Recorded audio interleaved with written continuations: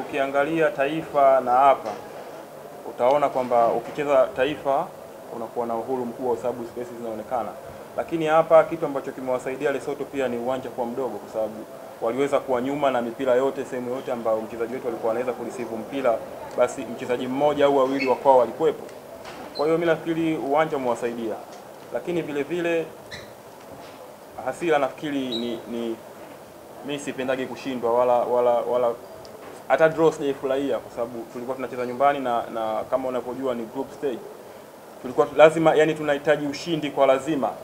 Kwa hiyo tumepata draw, sio mbaya, lakini haikuwa katika akili yangu kwamba tupate draw against Lesotho nyumbani wakati tunahitaji ushindi ili kujitengenezea mazingira mazuri katika group. Kwa hiyo mimi nafikiri wachezaji wote walikuwa na hasira, sio mimi peke yangu. Labda nilishindwa kuizuia kutokuionyesha, lakini hakuna mtu ambaye amefurahia matokeo haya.